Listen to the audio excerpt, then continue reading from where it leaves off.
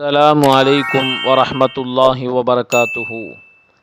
ஹபீப் அஸ்மி என்று ஒரு பெரும் செல்வந்தர் பசரா நாட்டில் இருந்தார். அப்போதிருந்த பெரும் பணக்காரர்களில் அவரும் ஒருவர். மிகுதியான பணத்தை வட்டிக்கு கொடுத்து வந்தார். வட்டிக்கு விடுவதில் நல்ல வருவாய் வந்ததால் அவர் அதையே தொழிலாக கொண்டிருந்தார்.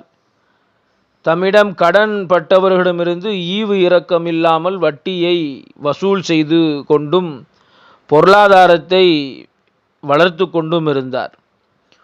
ஒரு நாள் ஒரு கடன்காரன் வீட்டிற்கு வசூல் செய்வதற்காக வேண்டி ஹபீப் அஸ்மி போகிறார். போன இடத்துல அந்த வீட்டு சொந்தக்காரர் இல்லை, கடன்பட்டவர் இல்லை.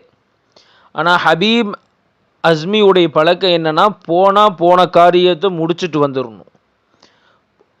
அந்த மாதிரி ஒரு சிந்தனை உள்ள ஒரு மனிதர். அந்த நேரத்தில் அவங்க வீட்டில் இருந்த எஞ்சிய உணவுப் பொருட்களை எல்லாம் கொண்டு வந்துட்டார்.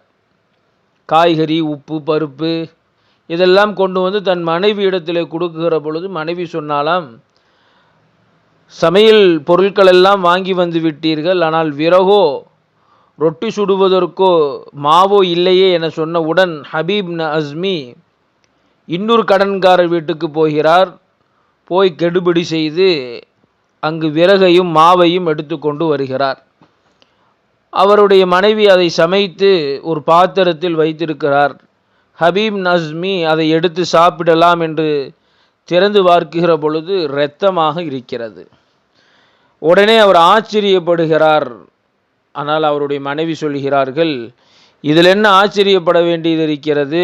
நீங்கள் எத்தனையோ பேரை கொடுமைப்படுத்தி, சிரமப்படுத்தி, கஷ்டப்படுத்தி இந்த பொருளெல்லாம் வாங்கினீர்கள், பொருட்கள்லாம் வாங்கினீங்க. அதனுடைய கெடுதியைத்தான், அதனுடைய பிரதிபலனைத்தான் இறைவன் உங்களுக்கு கொடுத்துட்டான் என்று சொன்னவுடன் ஹபீப் அஸ்மி மனம் திருந்தி அந்த தொழிலையே அவர் விடுகிறார்.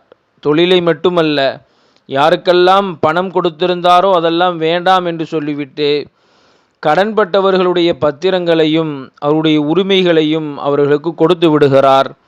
அவர் தன்னிடம் சேமித்து வைத்திருந்த பொருட்களை எல்லாம் இறைவனுடைய பாதையில் அதை ஏழைகளுக்கு அள்ளி கொடுத்து விடுகிறார்.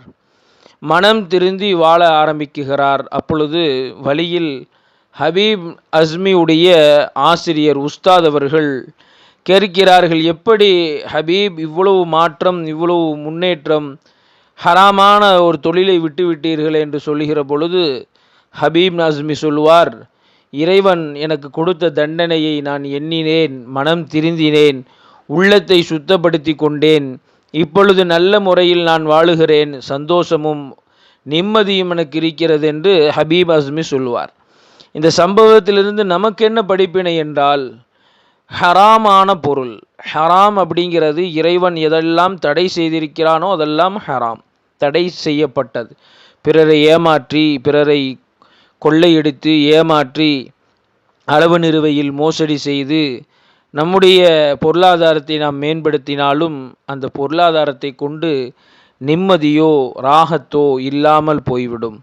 எனவே நம்முடைய வருமானத்தில் நல்ல வழியை தேர்வு செய்வோம், நல்ல வழியில் பொருளாதாரத்தை மேம்படுத்துவோம், நல்ல வழியில் இறைவனுக்கு பிடித்தமான வழியில் ரசூல் சொன்ன அந்த நல்ல வழியில் நம்முடைய பொருளாதாரத்தை செலவு பண்ணுவோம். உலக வாழ்க்கையை நாம் நல்ல முறையில் வாழ்ந்து, இறைவனுக்கு பொருத்தமான முறையில் வாழ்ந்து, நல்ல பொருளாதார முன்னேற்றத்தோடு வாழுகிற நசீபை அல்லாஹ் நமக்கு தரட்டும்.